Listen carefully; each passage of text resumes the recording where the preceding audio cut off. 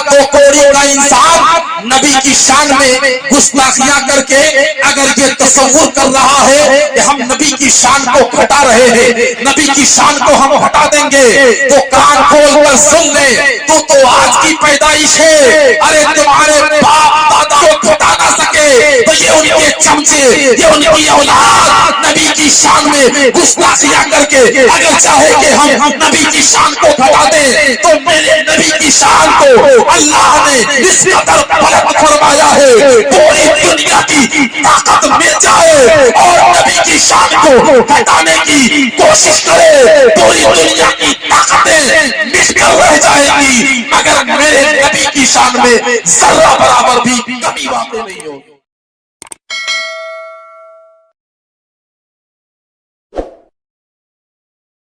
اللہم صلی علی سیدنا شفیعنا نبینا مولانا و مولانا محمد البارک وسلم صلو علیہ صلاۃ و سلام دائما علیک یا رسول اللہ، صلاۃ و سلام علیک یا حبیب اللہ صلی اللہ تعالی علیہ وآلہ وسلم تسلیما کثیرا کثیرا۔ حضرات محترم، آج ہم اور آپ عالی جناب کلام صاحب کی دختر نیک اختر کی شادی کی تقریب میں ہم اور آپ یہاں جمع ہوئے ہیں۔ حضرات محترم، شادی اور نکاح یہ آپ نے بارہا سنا ہے کہ شادی اور نکاح اللہ وحدہ لا شریک کے اور فَانْكِحُوا مَا طَابَ لَكُم مِّنَ النِّسَاءِ مَثْنَىٰ وَثُلَاثَ وَرُبَاعَ اور رسول پاک علیہ السلام کے قول النکاح من سنتی فمن رغب عن سنتی فلیس منی کے تحت یہ کار ثواب اور عبادت کا کام ہے۔ اس لیے دوستو، اس کی ہر تقریب میں شامل ہونا یہ عبادت ہے۔ شرط یہ ہے کہ وہ تقریب شادی سے منسلک ہو اور جائز ہو، لیکن جائز کام میں آج ہم شریک نہیں ہوتے، جائز کام میں عورتیں شریک نہیں ہوں گی، لیکن کوئی ناجائز کام ہو اس میں مرد بھی شریک ہوں گے، عورتیں بھی شریک ہوں گی۔ شادی میں کس نے آپ سے کہہ دیا شادی میں گیت گانا جائز ہے، شادی میں ناچ کرنا جائز ہے؟ آپ کو کس نے کہہ دیا؟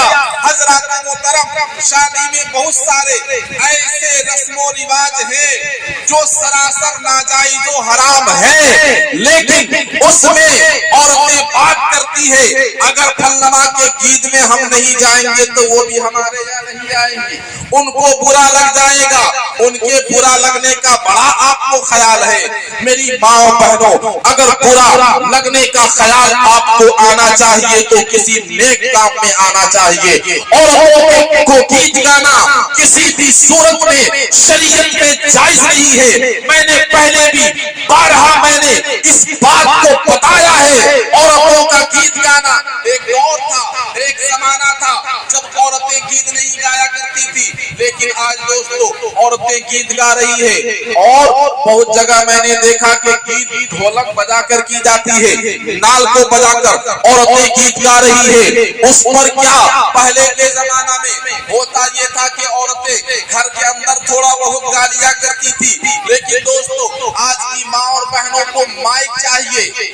میں جب آیا تھا شروع میں مائک کا ماحول نہیں تھا، لیکن دھیرے دھیرے عورتیں بھی مائک میں گیت گانا شروع کرتی ہیں، اور بعض ایسی گنی چنی عورتیں ہیں جن کو گیت بہت زیادہ یاد ہے، ان کی آواز بہت لاؤڈ ہے، وہ مائک کو پکڑ کر زور زور سے گاتی ہے کہ ہمارا نام ہوگا، لوگ اور عورتیں ہماری تعریف کریں گی۔ میری ماں اور بہنوں، آپ کو معلوم ہونا چاہیے، آپ کو غیر محرم سے پردہ کرنا چاہیے۔ شریعت میں عورتوں کے لیے حکم ہے کہ اپنے غیر محرم سے پردہ کرے۔ دوستو، اپنے چہروں کو چھپانا، اپنے بال کو چھپانا، اپنے جسم کے ہر اعضاء کو غیر محرم سے چھپانے کا حکم ہے۔ یہ تو دوستو اپنے چہرے کا معاملہ ہے، لیکن دوستو آپ کو معلوم ہے عورت کی آواز بھی عورت ہے، عورت کی آواز بھی چھپانے کی چیز ہے۔ جس طرح عورتیں اپنا چہرہ کسی غیر محرم کو نہیں دکھا سکتی، اپنا بال کسی غیر محرم کے سامنے نہیں کھول سکتی، اسی طریقے سے اپنی آواز بھی غیر محرم کو نہیں دکھا سکتی۔ حضرات محترم، لیکن آج کیا ہو گیا ہے، ہماری ماں بہنوں کو مائک لے کر گانے گا رہی ہے، مائک لے کر گیت گا رہی ہے اور دوسروں کو سنا رہی ہے۔ میری ملت کے نوجوانوں، میری ماں بہنوں، یاد رکھو، بھلے ہی دنیا میں آپ کو چند عورتوں سے تھوڑی سی تعریف مل جائے، مگر میدان محشر میں یہی آواز آپ کے لیے وبال جان بن جائے گا، یہی آپ کی تباہی اور بربادی کا سبب بن جائے گا۔ میری ماں بہنوں، اپنی آواز کو بھی غیر محرم سے بچاؤ، اپنے آپ کو بھی غیر محرم سے بچاؤ۔ نبی کے زمانہ میں رسول پاک علیہ السلام کی بارگاہ میں ایک نابینا صحابی آتے ہیں اور حضرت عائشہ صدیقہ رضی اللہ تعالی عنہا رسول پاک علیہ السلام کی بارگاہ میں موجود تھی۔ اس نابینا نے دستک دی، اندر آنے کی اجازت مانگی، رسول پاک علیہ السلام نے اندر آنے کی اجازت دے دی۔ آپ کو معلوم ہے حضرت عائشہ صدیقہ رضی اللہ تعالی عنہا وہیں پر بیٹھی رہی اور ہمارے نبی نے کہا، اے عائشہ تم اندر جاؤ، پردے میں جاؤ۔ حضرت عائشہ فرماتی ہے، یا رسول اللہ، نابینا سے، اندھے سے پردہ کیسا، کیا وہ مجھے دیکھ پائے گا؟ رسول پاک علیہ السلام کی بات کو میری ماں بہنوں، میرے بزرگوں، دوستوں سنو، آپ کا ایمان تازہ ہو جائے گا۔ ہمارے نبی فرماتے ہیں، اے عائشہ، وہ آنے والا مسافر، آنے والا شخص نابینا ہے، تم تو نابینا نہیں ہو، تم کو تو اللہ نے آنکھیں دی ہے، تم کو اللہ نے بصارتیں دی ہے، اس کی نظر بھلے ہی تم پر نہ پڑے، تمہاری نظر تو اس پر پڑے گی، اس لیے تمہارے لیے ضروری ہے کہ تم نابینا سے بھی پردہ کرو۔ ہمارے نبی علیہ الصلوۃ والتسلیم نابینا سے پردہ کرنے کی اپنی بیوی حضرت عائشہ صدیقہ رضی اللہ تعالی عنہا سے ہدایت کر رہے ہیں، لیکن آج ہماری مائیں بہنیں بے پردہ ہو کر اپنے بالوں کو کھول کر لہرا کر بازار جا رہی ہے، چوک پر جا رہی ہے، غیر محرم کے سامنے اپنے چہرے کو دکھا رہی ہے، بالوں کو دکھا رہی ہے۔ میری ماں بہنوں، جس بھی اعضاء کو آپ نے غیر محرم سے نہیں چھپایا، اسی کے پل پر آپ کو جہنم میں لٹکایا جائے گا۔ دوسری بات دوستو، آج ضرورت اس بات کی ہے، ہر ماں اپنے بچوں کو، خاص طور سے اپنی بچیوں کو شریعت مطہرہ کی ایسی تعلیم دے کہ جب تک گھر میں رہے باشرہ رہے، جب سسرال میں جائے تب بھی باشرہ رہے۔ اور میں تو کہتا ہوں، آج ہر اسکول میں ایک نصاب ایسا ہو، سلیبس میں اس بات کو بھی شامل کیا جائے کہ بچیاں اپنے سسرال میں کس طرح سے زندگی گزاریں۔ ہوتا کیا ہے، تعلیم یہ دی جائے، اے میری بیٹی تم جاؤ، وہی تمہارا گھر ہے، وہاں سنت رسول کے مطابق اپنی زندگی تمہیں گزارنا۔ شروع میں چونکہ دوسروں کے گھر میں جائے گی، تمہارا سسر، تمہارا شوہر، ہر لوگ نئے ہوں گے، نئی جگہ پر رہنا تجھے شروع میں نیا لگے گا، دل نہیں لگے گا، پریشانیاں ہوگی، ساس کی باتیں سننی پڑے گی، نند کی باتیں سننی پڑے گی، طرح کی باتیں آپ کو سننی پڑے گی۔ اپنے گھر میں جب چاہتی تھی کھاتی تھی، جب چاہتی تھی سوتی تھی، جب چاہتی تھی اٹھتی تھی، لیکن وہاں یہ نہیں چلے گا، سب کو برا لگے گا اور سب کو تمہارا انتظار رہے گا، کتنے بجے تو سوتی ہے، کتنے بجے اٹھتی ہے۔ میری ملت کے نوجوانوں، میرے بھائیوں، اپنی بچیوں کو یہ بھی تعلیم دو کہ سسرال میں تم اپنی زندگی کیسے گزارو گی، اور یہ اپنے اس کے کان میں ڈال دو، وہی تمہارا اصل گھر ہے۔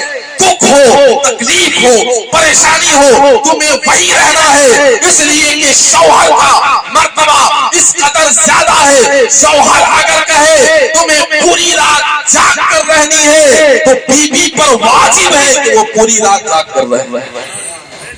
ایسی عورت جس سے اس کے شوہر ناراض ہو، اسی حال میں وہ سو جائے، پوری رات اللہ کی لعنت اس عورت پر برستی رہتی ہے۔ مگر آج کی عورتیں، آج کی مائیں بہنیں اپنے شوہر کو گالیاں بھی دیتی ہے، مارتی بھی ہے، تکلیفیں بھی پہنچاتی ہے اور اسی حال میں سو جاتی ہے، اس کو کوئی فرق نہیں پڑتا۔ اس کا اثر جو ہے آگے والی زندگی پر پڑتا ہے، میاں بیوی کے درمیان محبت پر پڑتا ہے۔ حضرات گرامی، اس لیے میری ماں بہنوں، آپ کو شروع میں میری بیٹیوں شروع میں آپ کو تکلیف ہوگی، لیکن اگر آپ نے سال 6 مہینہ صبر و تحمل سے کام لے لیا، وہ گھر آپ کا گھر ہو جائے گا۔ اور حقیقت میں وہ آپ ہی کا گھر ہے، وہ گھر آپ کا گھر ہے۔ جتنی تکلیفیں ہو، ساس تانا مارے، سسور طرح طرح کے خواہشات کا اظہار کرے، نہ تانا مارے، گھر کے تمام حضرات آپ کو کوشش کرے پریشان کرنے کی، کام زیادہ کروانے کی، صبر سے کام کرتے رہو، سب کی بات سنتی رہو، سب کی خدمت کرتی رہو۔ ایک تو خدمت کرنے کا ثواب ملے گا، دوسرا ثواب یہ ملے گا، دوسرا فائدہ یہ ملے گا، آپ کی محبت گھر والوں کے دلوں میں جگہ بناتی رہے گی اور دھیرے دھیرے سب کے دلوں پر آپ ہی راج کرو گی۔ یہ چیزیں دوستو ہر ماں باپ اپنی بچیوں کو سمجھائے، بتائے۔ آج ہوتا کیا ہے، ذرا سی کوئی بات ہو، تکلیف ہو، ماں فون کر کے بیٹی فون کر کے بولتی ہے ماں کو، ماں کا پارا ہو جاتا ہے گرم، اور وہ باپ کا کان سیک دیتی ہے۔ باپ بھی کہتا ہے ایسا کیسے ہو جائے، ہم لڑکی کو بیچے تھوڑی ہیں، ایسی باتیں سامنے آتی ہیں۔ لیکن دوستو ایسا ہرگز آپ نہ کریں، اس کو سمجھائیں، جو معاملہ ہے اپنے سے سلٹو، اپنے سے حل کرو۔ ہم ہیں پیچھے سپورٹ کرنے کے لیے، تو ہم نے شروع سے پرورش کی ہے، شادی کر دی ہے، سپورٹ تو ہم کریں گے، لیکن اس کے من کو آپ نہ بڑھائیں، من کو بڑھائیں گے۔ اور اس میں لڑکی کی جو ماں ہوتی ہے اس کا اہم رول ہوتا ہے۔ میں بڑے تجربے سے میں آپ کو بتا رہا ہوں، بیٹی کے گھر کو برباد کرنے میں ماں کا بڑا اہم رول ہوتا ہے۔ بیٹی کے گھر کو برباد کرنے میں ماں کا بڑا اہم رول ہوتا ہے۔ ذرا سی بات میں پہنچ جاتی ہے جھگڑا کرنے کے لیے، سمدن اور سمدی سے ذرا سی بات میں پہنچ جاتی ہے جھگڑا کرنے کے لیے، بیٹی کو لانے کی دھمکیاں، ہوتا کیا ہے، بات بڑھتی چلی جاتی ہے۔ اس لیے میری ماں بہنوں، میرے بھائیوں، اپنی بچیوں کو ایسی تعلیم و تربیت دو کہ آپ کو سسرال میں ایڈجسٹ ہونے میں تھوڑا ٹائم لگے گا، چونکہ بالکل وہاں کے حالات الگ ہوتے ہیں۔ اسی گھر میں 6 مہینے کے بعد دیکھتے ہیں کہ بڑا اچھا ماحول ہے، سب لوگ محبت سے نواز رہے ہیں، تو ایڈجسٹ ہونے میں دوستوں بڑا وقت لگتا ہے، لیکن جب اس میں ایڈجسٹ ہو جائیں گے تو بڑا اچھا ہوگا۔ اور سب سے بڑی بات یہ ہے کہ اگر آج کی میری بچیاں، میری مائیں بہنیں اور میرے بھائی حضرات نوجوان اگر سنت رسول کے مطابق اپنی زندگی کو گزارنا شروع کر دے تو شادی کے بعد پریشانیاں ہوں گی نہیں، جھگڑا نہیں ہوگا، فساد نہیں ہوگا، لیکن ہمارے شادی سے پہلے سے جو ہماری سوچ ہوتی ہے وہ شریعت کے پرے ہوتی ہے، شریعت سے ہٹ کر ہوتی ہے۔ آج ہم دوستوں رشتہ دیکھتے ہیں، اس کی بنیاد پر دیکھتے ہیں، مال کی بنیاد پر، دولت کی بنیاد پر، نوکری کی بنیاد پر، لیکن دوستو اپنے خیالات کو بدلنے کی ضرورت ہے۔ ہم رشتہ دیکھیں دینداری کی بنیاد پر، کہ لڑکی ہو یا لڑکا ہو، اس کے اندر دینداری ہے کہ نہیں۔ اگر دینداری ہوگی تو مرد کے اندر بھی خدا کا خوف ہوگا، عورت کے اندر بھی خدا کا خوف ہوگا۔ جب دینداری رہے گی تب نہ خوف ہوگا، اسے معلوم ہوگا کہ کیا چیزیں صحیح ہے، کیا چیزیں غلط ہے نا۔ عورتیں دوستوں، بچیاں جو ہے آپ کی بیویاں، اس لیے نہیں ہے کہ آپ اس کو گالیاں دیتے رہیں، اس کو مارتے رہیں، اس لیے نہیں ہے۔ اور بیویوں کو گالی دینا صحیح ہے ایسا نہیں ہے۔ آج جو ہماری غلط فہمیاں ہیں کہ بیوی ہماری باندھی ہے، غلام ہے، ہم اس کے ساتھ جیسے چاہے کریں، نہیں، وہ تو ان کا اخلاق ہے، وہ آپ کی کنیز نہیں ہے، باندھی نہیں ہے، بلکہ دونوں کے حق اللہ نے دونوں کے حق دونوں کے اوپر رکھے ہیں۔ ہننا لباس لکم وانتم لباس لہن، تم ان کے لباس ہو، وہ تمہارے لباس ہے۔ اور لباس کا مطلب کیا ہے، اس کی تفسیر میں اس کی تشریح کرتے ہیں علماء کرام، فرماتے ہیں ہننا لباس لکم وانتم لباس لہن کے مطلب یہ ہے شوہر عورت کے لباس ہے اور بیوی شوہر کے لباس ہے۔ اس کا مطلب یہ ہے کہ شوہر بیوی کی ہر طرح کی ضرورت کا خیال رکھے اور بیوی ہر طرح کی ضرورت کا خیال اپنے شوہر کا رکھے، ان کے گھر بار کا، مال کا، اہل و عیال کا، ہر طرح کا خیال رکھے، دونوں کا خیال رکھے، دونوں کا حق دونوں کے اوپر ہے، دونوں کا حق دونوں کے اوپر ہے۔ ایسا نہیں ہے کہ بیویاں آپ کی باندھی ہے، غلام اس کو جیسے چاہے مارے، لیکن دوستو اس موڑ پر برابری کا معاملہ دونوں کا حق تو ہے، لیکن ہمارے نبی کی ایک حدیث، ہمارے نبی حضرت نے ایک حدیث سنائی آپ کو، رسول پاک علیہ الصلوۃ والتسلیم نے ارشاد فرمایا کہ عورتوں کے بارے میں کہ اگر خدا کے بعد کسی کو سجدہ کرنا جائز ہوتا تو میں عورتوں کو حکم دیتا کہ وہ اپنے شوہر کو سجدہ کرے۔ سجدہ حقیقت میں کہنے کی منشا کہ ہمارے نبی کی منشا یہ ہے کہ شوہر کا مقام ایک عورت کے لیے اتنا زیادہ ہے، وہ عورتیں اس حدیث سے اپنے ذہن کو کھولیں۔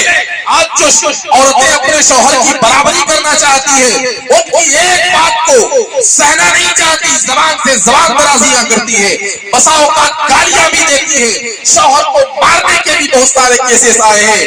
مگر میری ماں بہنوں، ہمارے نبی کی حدیث تو سنو، ہمارے نبی عورتوں کو، بیویوں کو یہ ذہن دینا چاہتے ہیں، اے عورتوں سنو، شوہر کا مقام یہ ہے، خدا کے بعد کسی کو سجدہ کرنا جائز ہوتا، عورتوں کو حکم دیتا کہ شوہر کو سجدہ کرے، یعنی جس طرح خدا کو سجدہ کرنا، خدا کی بڑائی بیان کرنا یہ عبادت ہے، اسی طریقے سے شوہر کو خوش کرنا، ان کی خدمت کرنا بھی عبادت ہے۔ جس طرح خدا کی نافرمانی کرنا یہ گناہ ہے، اسی طرح سے شوہر کی نافرمانی کرنا، ان کی حکم عدولی کرنا بھی یہ گناہ ہے۔ یہ نہ سمجھے کہ گناہ نہیں ہے، بلکہ بہت بڑا گناہ ہے۔ اس لیے ماؤں بہنوں اپنے خیالات کو بدلو، اور جب آپ اپنے شوہر کے گھر جائیں، اپنے سسرال جائیں، تو ہر بات اس بات کا ضرور خیال رکھیں، ذرا سی آپ نے اگر وہاں غلطی نہ کی، اس سے آپ کے والدین، آپ کے محلہ، آپ کے خاندان کی ایک عزت بھی نہیں رہتی ہے، آپ کے گھر والوں کی عزت ملیا میٹ ہو جاتی ہے۔ ایک بیٹی کی غلطی پر پورے گھر والے، پورے خاندان کے سر نیچے ہو جاتے ہیں، پورے اہل محلہ بدنام ہو جاتا ہے۔ اس لیے ہر ماں بہنیں اور ہماری محلے کی تمام بیٹیوں سے میں یہ گزارش کروں گا کہ اپنے عزت و آبرو کی حفاظت کیجیے، تاکہ آپ کے والدین کے عزت و آبرو کی حفاظت ہو سکے، آپ کے معاشرے کی حفاظت ہو سکے، آپ کے محلے کی عزت و آبرو کی حفاظت ہو سکے۔ اس لیے میری ماں بہنوں، آپ کے پاس کچھ نہیں ہے، مگر سب سے قیمتی آپ کی عزت و آبرو بڑی قیمتی آپ کی ہے، جو اللہ نے آپ کو نوازا ہے۔ آپ کے پاس پردہ ہے، آپ کی عزت و آبرو یہ بڑی قیمتی شے ہے، سونے چاندی سے زیادہ قیمتی شے ہے۔ اس لیے ہر حال میں اس کی حفاظت کرو، اللہ تعالیٰ ہر موڑ پر تمہاری مدد کرے گا، ہر موڑ پر اللہ تعالیٰ آپ کی غیب سے مدد فرمائے گا۔ درود شریف کا نذرانہ پیش کیجیے۔ اللہم سیدنا شفیعنا نبینا مولانا محمد الباری وسلم صلو علیہ صلاۃ و سلام علیک یا رسول اللہ، صلاۃ و سلام علیک یا حبیب اللہ صلی اللہ تعالی علیہ وسلم۔ آج ضرورت اس بات کی ہے کہ ہم اپنی بچیوں کے عشق رسول کے جذبے کو ڈالیں، سنت رسول سکھائیں، اپنے نوجوان کو، اپنے بچوں کے دلوں میں سنت رسول کو بتانے کی ضرورت ہو۔ طرح طرح کی برائیوں میں ہمارے نوجوان ملوث ہیں، ہمارے بچے ملوث ہیں، ہمارے بوڑھے ملوث ہیں۔ اس میں اصل وجہ یہ ہے کہ آج ہم سنت رسول سے دور ہوتے جا رہے ہیں، نبی کی سیرت کا مطالعہ کرنا ہم نے چھوڑ دیا ہے، نبی کی سیرت کا مطالعہ کرنا چھوڑ دیا ہے، نبی کے افعال کردار ہم فراموش کر چکے ہیں اور اسے جاننا بھی نہیں چاہتے۔ ورنہ دوستو آپ کو معلوم ہے نبی کے کردار پر عمل کرتے ہوئے ایک دور تھا، ایک زمانہ تھا جو کچھ نہیں تھے، مگر نبی کی سیرت پر، سنت پر عمل کرتے ہوئے وقت کے امام بن گئے، وقت کے امام بن گئے۔ دیکھیے دوستو آج کیا وجہ ہے کہ آج ہماری عزت بھی سلامت نہیں ہے۔ آج دوستو ناموسِ رسالت پر حملے کیے جا رہے ہیں. آج آپ نے سوشل میڈیا پر دیکھا ہوگا رسول پاک علیہ السلام کی شان میں گستاخیاں کی گئی, رسول پاک علیہ السلام کے والدین کی شان میں گستاخیاں کی گئی, اور یہ باتیں سوشل میڈیا پر گھوم رہی ہیں.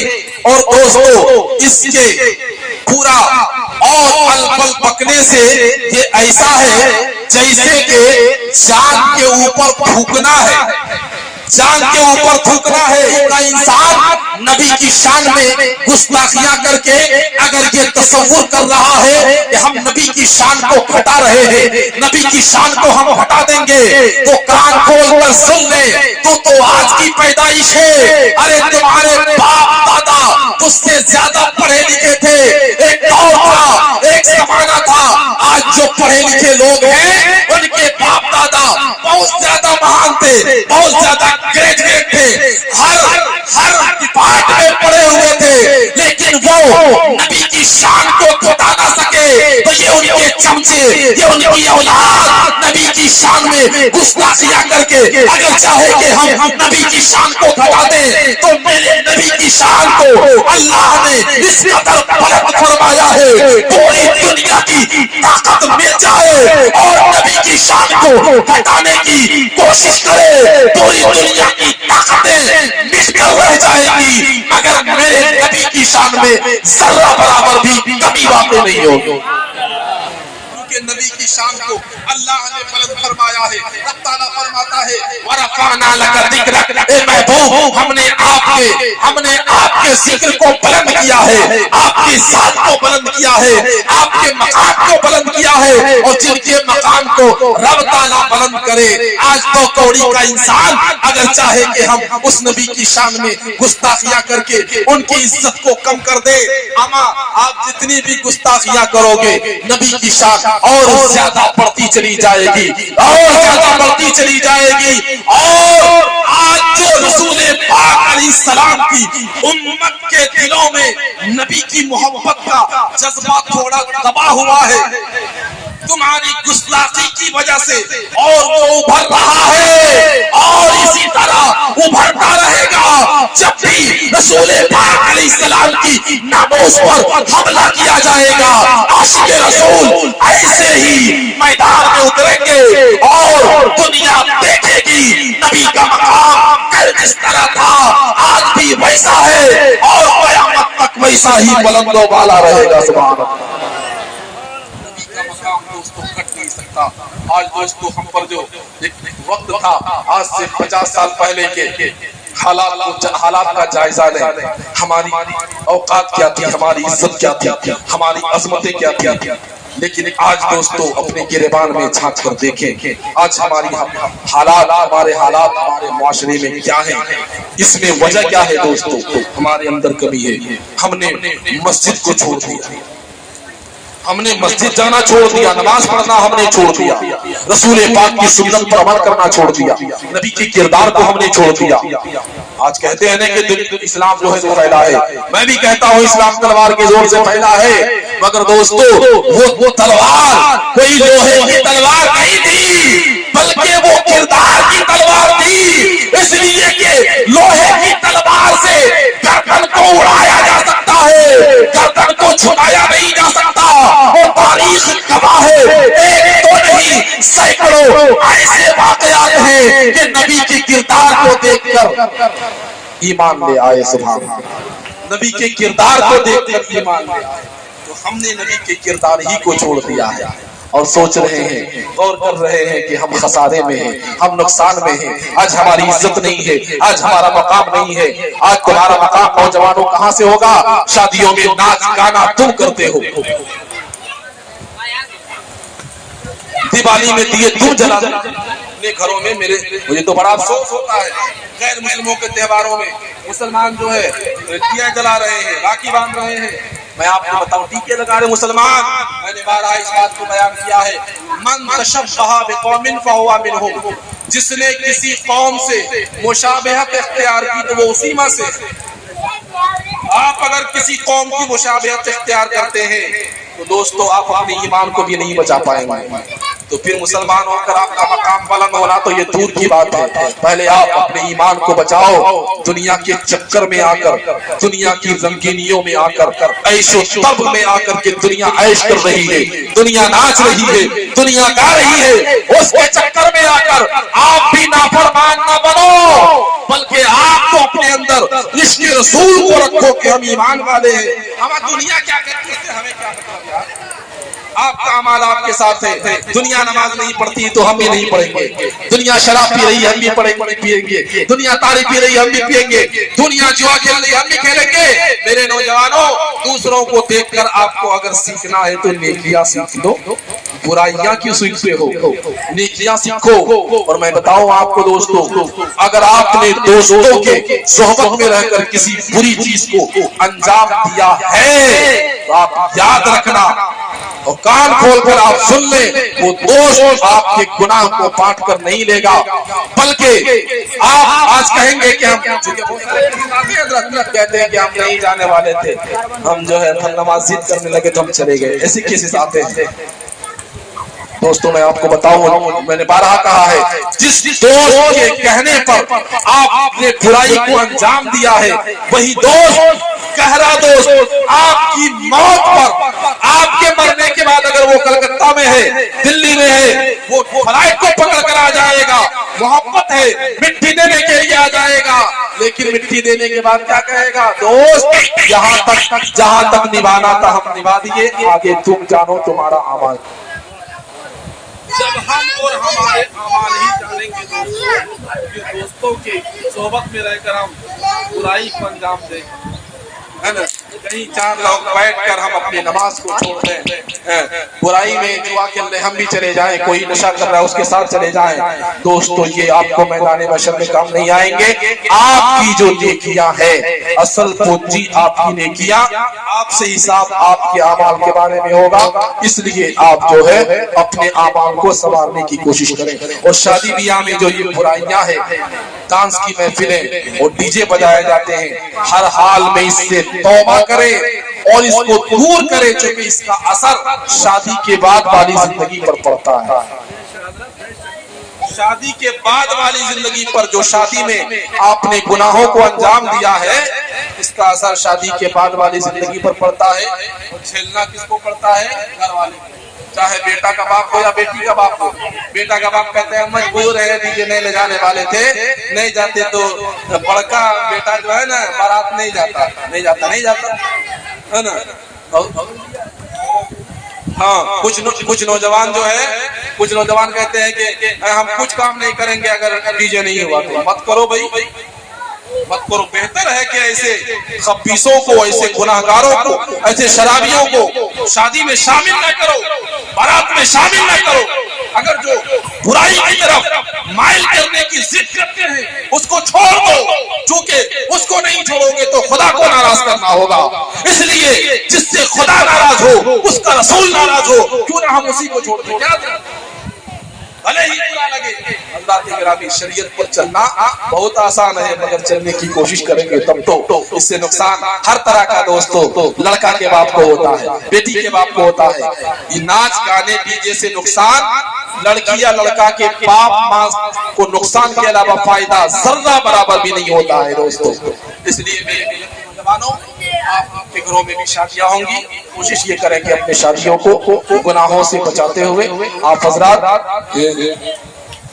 اچھی طریقے سے انتظام کریں, جائز طریقے سے جو بھی انتظامات ہیں آپ کریں. لیکن جو بھی ناجائز جانتے ہیں, سب آپ کو معلوم ہے کہ کون چیزیں جائز ہیں کون چیزیں ناجائز ہیں, آپ جانتے ہیں. لیکن ضرورت اس بات کی ہے کہ آپ کے سامنے اللہ اور اس کے رسول کی رضا ہو. جب رضا شامل حال ہوگی تو آپ نوجوانوں اور لفنگوں کی بات کو آپ نہیں سنیں گے, ان کی باتوں پر آپ دھیان نہیں دیں گے. رب کی بارگاہ میں دعا کرتا ہوں, اللہ وحدہ لا شریک اس شادی خانہ آبادی کو اپنی بارگاہ میں قبول منظور فرمائے. اور میں گھر کے تمام حضرات, علی جناب کلام بابو, ان کے اہلیہ, ان کے والد صاحب ہیں اور تمام حضرات ہیں, سب کو مبارکباد پیش کرتا ہوں کہ بڑی ہمتیں کی ہے کلام بابو نے اور بڑی انتظامات کی ہے. میں نے شروع سے دیکھا ہے, بڑی محبتوں کے ساتھ اپنی بیٹی کی شادی کر رہے ہیں انتظام میں جس طرح سے لگے وہ حق ہے دوستو، بیٹیوں کا وہ حق ہے۔ آج دوستو کوئی بیٹیوں کی پیدائش پر ذرہ برابر بھی مغبون نہ ہو، غیب سے اللہ تعالیٰ رشتے کا انتظام فرماتا ہے۔ کوئی بیٹی والا یہ سوچے ہی نہیں کہ انتظام کہاں سے ہوگا، کوئی نہ سوچے۔ آج جو ہمارے معاشرے میں بات پھیلی ہوئی ہے، بیٹی کا انتظام کرنا شروع کر دیے ہیں، کہاں تک پڑھائے ہیں، یہ باتیں آتی ہے نا، اتنا انتظام کیے، کوئی ضرورت نہیں ہے یہ سب باتیں پھیلانے کی، بلکہ اللہ پر یقین رکھو۔ قسم خدا کی میں بتاؤں آپ کو کس طریقے سے بچیوں کی شادی ہو جائے گی، آپ کو پتہ بھی نہیں چلے گا۔ یہاں پہ بہت سارے لوگ ہیں جنہوں نے 2 2 4 4 بیٹیوں کی شادیاں کی ہے۔ حضرات گرامی، اللہ تعالیٰ غیب سے مدد نازل فرماتا ہے، اور یقیناً آپ کے مال اسباب کی زیادہ حقدار آپ کی بیٹیاں ہیں، یہ نبی کی حدیث ہے، اور 1 2 نہیں بلکہ بہت ساری احادیث کریمہ ہیں جس میں بیٹیوں کی پرورش پر ان کے اور بیٹے کے درمیان بھید بھاؤ نہ کرنے کی بہت ساری حدیث ہے۔ ہمارے نبی نے اپنی بیٹی سیدہ خاتون جنت فاطمہ الزہرا رضی اللہ تعالی عنہا سے محبت فرما کر ان پہ خرچ فرما کر لوگوں کو، اپنی امتوں کو یہ پیغام بھی دیا ہے کہ اے لوگوں، جب میں نبی ہو کر اپنی بیٹی پہ خرچ کر رہا ہوں، ان سے محبت کر رہا ہوں، تو تم کون ہو جو اپنی بیٹی کو منحوس سمجھو اور ان کے اور بیٹوں کے درمیان بھید بھاؤ کرو۔ اس لیے پیارے، یہ نبی کی سیرت بھی ہے، نبی کے نقش قدم پر چلنا بھی ہے، ہمارے لیے سنت رسول بھی ہے کہ ہم اپنی بیٹیوں سے محبت کریں، ان پہ اخراجات کریں، اور زیادہ سے زیادہ ہم اپنی بیٹیوں پر خرچ کرنے کی کوشش